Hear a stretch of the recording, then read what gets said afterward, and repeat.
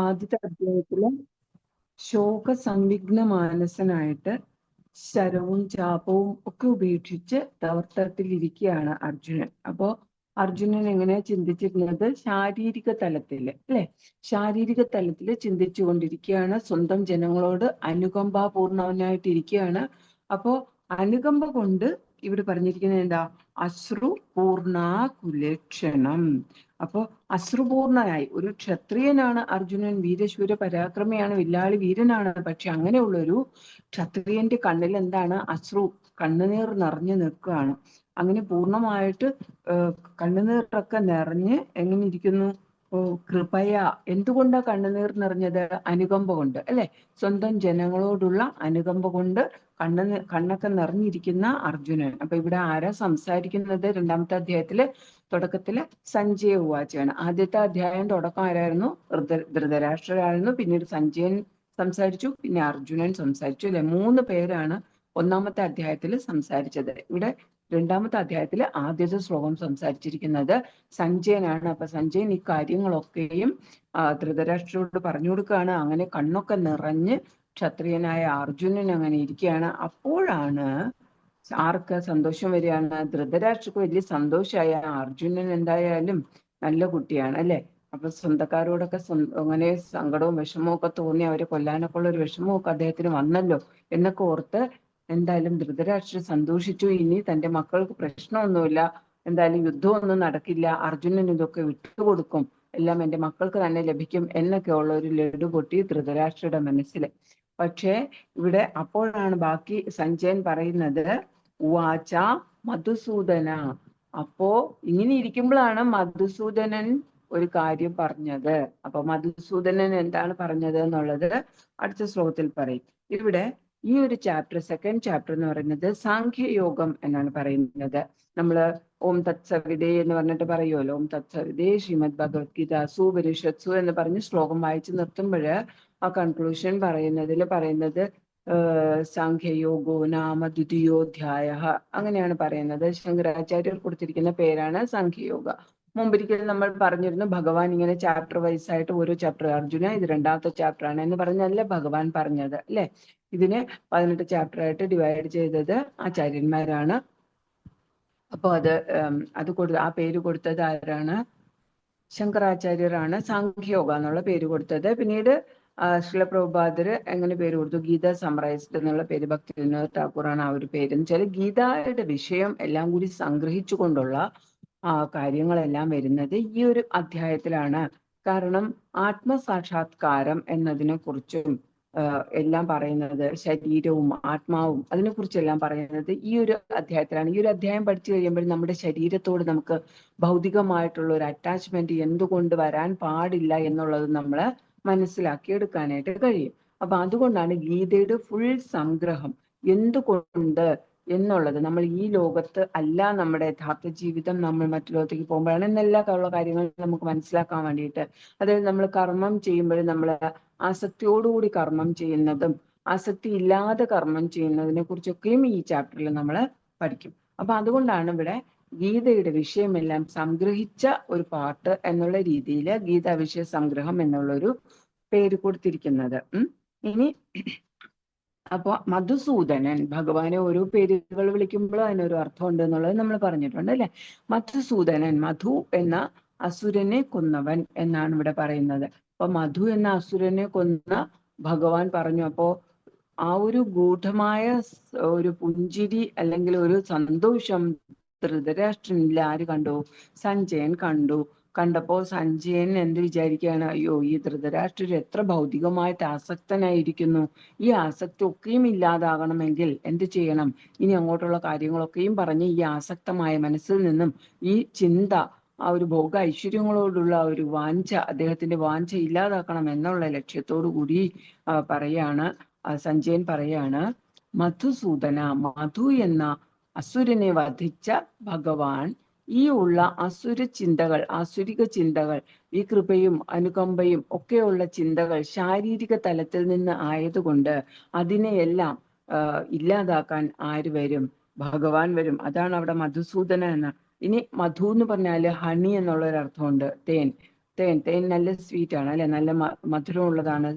അപ്പോ ആ ഒരു കണ്ണുകൾ നിറഞ്ഞ് വിഷമിച്ചിരിക്കുന്ന അർജുനന്റെ എല്ലാ ലാമെന്റേഷനും, എല്ലാ ആ കരച്ചിലും വിഷമവും എല്ലാം ആര് മാറ്റും?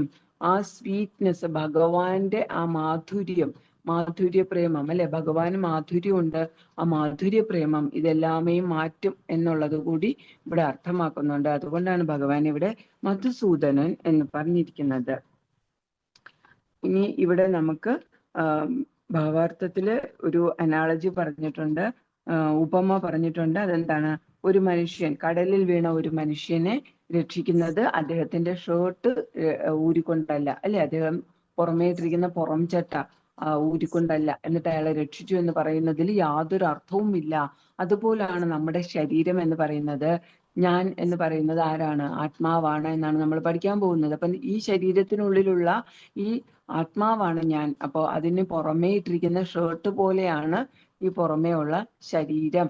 ആ ശരീരം എപ്പോഴായാലും ഡ്രസ്സ് വൃത്തികേടാവുമ്പോൾ നമ്മൾ അതിനെ കഴുകാനായിട്ട് അല്ലെങ്കിൽ അതിനെ വൃത്തിയാക്കാനായിട്ട് ഊരി ഉപേക്ഷിക്കുന്നത് പോലെ നമ്മൾ ഈ ശരീരം അതിന്റെ ആവശ്യം കഴിയുമ്പോൾ ഉപേക്ഷിക്കേണ്ടി വരും. അപ്പോൾ ആ ശരീരത്തെ രക്ഷിച്ചത് കൊണ്ട് കാര്യമില്ല, നമ്മൾ ഈ ആത്മാവിനെയാണ് രക്ഷിക്കേണ്ടത് എന്നുള്ളതാണ് ആ ഒരു അനാളജി അവിടെ, ഉപമ അവിടെ പറയുന്നത്. അപ്പൊ ആ വസ്ത്രത്തെ കുറിച്ച് വിലപിക്കേണ്ട ആവശ്യമില്ല. അങ്ങനെയുള്ള ഒരാളെ എങ്ങനെ കാണണം? ശൂദ്രനായി, താഴ്ന്ന ലെവലിലുള്ള ഒരു വ്യക്തിയായിട്ട് കാണണം എന്നാണ് പറയുന്നത്. അപ്പൊ നമ്മൾ കഴിഞ്ഞൊരു ദിവസം പറഞ്ഞിരുന്നു, ഇവിടെ ശൂദ്രൻ എന്ന് പറയുമ്പോൾ ജാതിയൊന്നും അല്ല പറയുന്നത്, ചാതുർവർണ്ണ സൃഷ്ടം എന്നുള്ള ആ ഒരു 4 വർണ്ണങ്ങളെ കുറിച്ചാണ് പറയുന്നത്. 4.13 പറയുന്നുണ്ട്. അതിൽ ബ്രാഹ്മണ, ക്ഷത്രിയ, വൈശ്യ, ശൂദ്ര. അപ്പൊ ശൂദ്ര എന്ന് പറഞ്ഞാൽ അടിസ്ഥാന വർഗം, ഏറ്റവും താഴ്ന്ന വർഗം. മൂന്ന് പേരെയും ബ്രാഹ്മണ, ക്ഷത്രിയ, വൈശ്യ 3 പേരെയും അവരുടെ എല്ലാം സേവകനായിട്ട് നിൽക്കുന്ന വ്യക്തികളാണ് എന്താ ശൂദ്രൻ. അപ്പൊ ശൂദ്രന്മാരെന്ന് പറയുമ്പോൾ താഴ്ന്ന ലെവലിലാകുമ്പോൾ അവർക്ക് ബുദ്ധി കുറവാണ് എന്നുള്ള ഒരു അർത്ഥത്തിലാണ് ഇവിടെ ശൂദ്രനായി കാണുക എന്നുള്ളത് ഉദ്ദേശിക്കുന്നത്. അതാണ് ഈ ഒരു ശ്ലോകത്തിൽ നമുക്ക് മനസ്സിലാക്കാനുള്ളത്. അടുത്ത ശ്ലോകം, 2ാമത്തെ ശ്ലോകം മുതൽ ഭഗവാൻ സംസാരിച്ചു തുടങ്ങുകയാണ് അല്ലെ.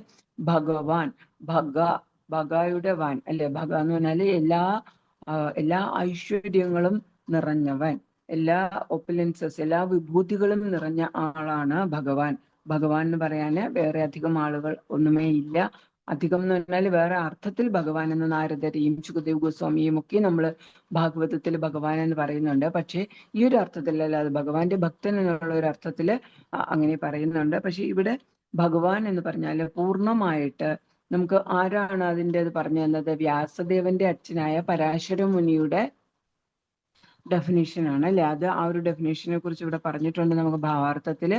അപ്പൊ ഭഗവാൻ എന്നത് നിർണയിച്ചിരിക്കുന്നത്, പലരും പലതും പറയും ഭഗവാൻ എന്ന് വെച്ചാൽ എന്താണ് ഏതാണ് എന്ന്. പക്ഷേ ഈ ഭൗതിക ലോകത്തുള്ള മറ്റു മനുഷ്യരുടെ വർണ്ണനകളോ അവരുടെ ഡെഫിനേഷനോ നമുക്ക് ആവശ്യമില്ല.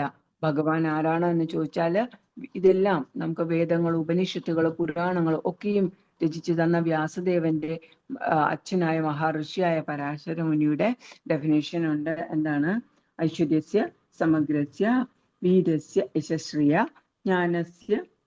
ജ്ഞാനവൈരാഗ്യയോ ഖണ്ഡം ഭാഗം ഇതിങ്കണ. അങ്ങനെ ഒരു ഇത് വിഷ്ണു പുരാണത്തില് അദ്ദേഹം കൊടുത്തിട്ടുണ്ട്. അതാണ് നമ്മൾ ബേസിക് ആയിട്ട് മാനദണ്ഡമായിട്ട് എടുക്കുന്നത്. ഭഗവാൻ ആരാണ്? ഭഗവാൻ എന്താണ്? എല്ലാ ഒപ്പുലൻസസും ഉണ്ട്. ഏതൊക്കെയാണ്? ഐശ്വര്യമുണ്ട്. ഐശ്വര്യം എന്ന് പറഞ്ഞാല് ധനം. എല്ലാവരെക്കാളും ധാരാളം ധനമുണ്ട്. ആർക്കും തന്നെ ഭഗവാനോടൊപ്പം ധനമില്ല. ഇനി വീര്യം എന്ന് പറഞ്ഞാൽ ഭഗവാൻ അത്രത്തോളം സ്ട്രോങ് ആണ്. ഭഗവാൻ ഗിരിധാരിയാണ് അല്ലെ. ഗോവർദ്ധന ലീലയില് അത്രയും ശക്തി ആർക്കും തന്നെ ഇല്ല. ഇനി യശസ് എന്ന് പറയുമ്പോ എന്താ? ഫേമസ് ആയിട്ട് അത്രയും കീർത്തി ഭഗവാന് മാത്രമാണുള്ളത്. ഇനി ജ്ഞാനം, എല്ലാ നോളജും, ഇവിടെ അർജുനന് പോലും ഈ ഒരു ജ്ഞാനം ഉപദേശിക്കുന്നത് ആരാണ്? ഭഗവാനാണ്. അത്രയും ജ്ഞാനം ആർക്കും തന്നെ ഇല്ല. ഭഗവാനേക്കാൾ ഉയർന്ന ജ്ഞാനം ആർക്കും തന്നെ ഇല്ല. ഇനി വൈരാഗ്യം എന്ന് പറയുമ്പോഴേ വിരക്തി. ഭഗവാനോളം വിരക്തി ആർക്കാ ഉള്ളത്? നമുക്കെല്ലാം ആസക്തിയാണ് അല്ലെ. ആർക്കായാലും, അർജുനന് പോലും സ്വന്തം ജനം എന്നുള്ള ഒരു ആസക്തി കാരണം, അയ്യോ എന്റെ ജനങ്ങളാണ്, എന്റെ അച്ഛനാണ്, എന്റെ മുത്തച്ഛനാണ്, എന്റെ പിതാമഹനാണ്, എന്റെ ഗുരുവാണ് എന്നുള്ളൊരു ശാരീരിക തലത്തിലുള്ള ആസക്തി കാരണമാണ് അദ്ദേഹം ഇപ്പൊ തന്നെ ആ ഒരു വിഷീദന്തം, വിഷമിച്ച് നിൽക്കുന്നത്. അപ്പോ ഈ ഒരു 6 ഒപ്പുലൻസസ്, 6 വിഭൂതികളും ചേർന്ന ആളെയാണ് എന്തെന്ന് പറയുക? ഭഗവാൻ എന്ന് പറയുക.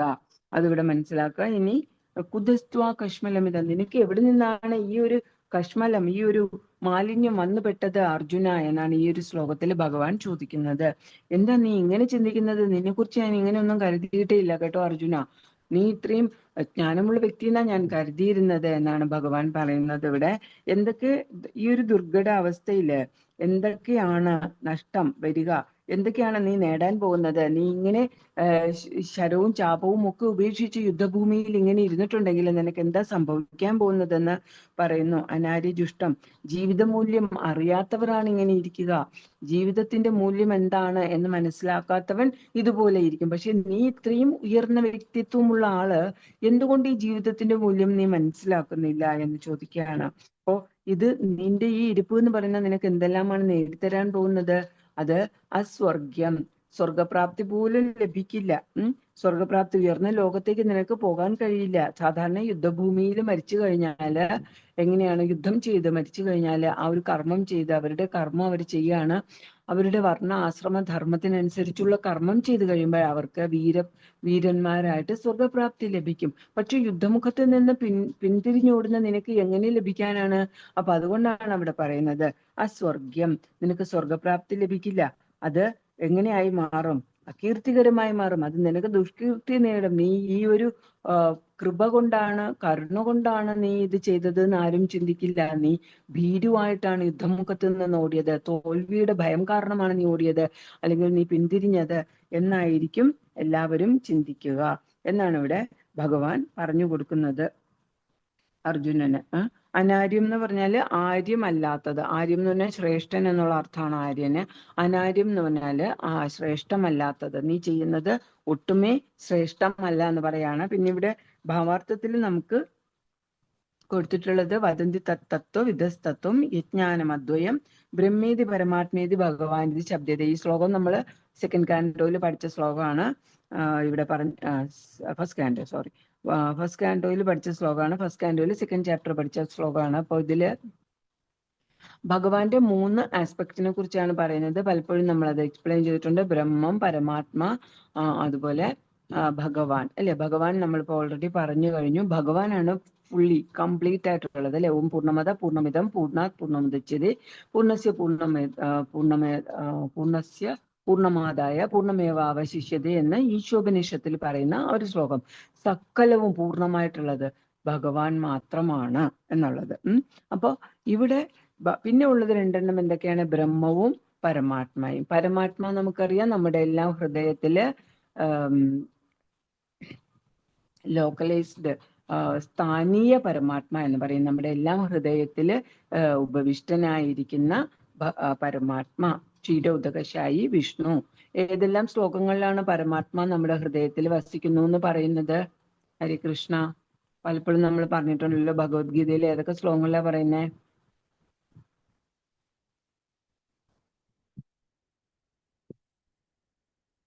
കൃഷ്ണ അറിയില്ല.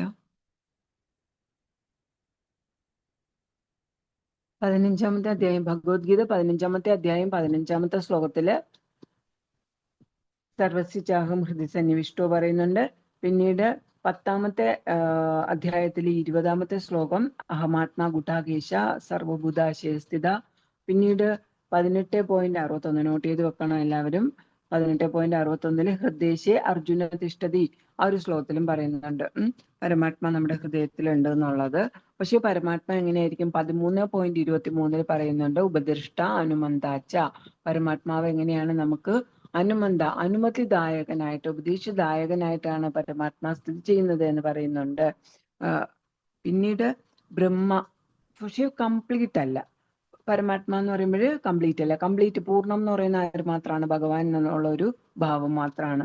ഇനി ബ്രഹ്മം എന്ന് പറയുമ്പോൾ ഇപ്പൊ ചിലർ പറയും ഭഗവാൻ എന്ന് പറഞ്ഞാൽ ഒരു എനർജിയാണ് എന്നൊക്കെ പറയും. പക്ഷെ ബ്രഹ്മം എന്ന് പറയുമ്പോഴത്തേക്കും മയാ തതമിതം സർവം ഭഗവാൻ 9.4 എല്ലായിടത്തും അങ്ങനെ ഭഗവാൻ എന്തുണ്ട്? വികസിച്ചിരിക്കുന്നു. എല്ലായിടത്തും വിടർന്ന് വിലസി നിൽക്കുകയാണ് ഭഗവാൻ എന്നുള്ളത്. അപ്പോൾ ബ്രഹ്മം എന്ന് പറയുമ്പോൾ നമുക്കിവിടെ ഒരു അനാളജി തന്നിട്ടുണ്ട്, ഒരു ഉപമ തന്നിട്ടുണ്ട്. എന്താണ്? സൂര്യപ്രകാശം, സൂര്യ ഉപരിതലം, സൂര്യഗ്രഹം.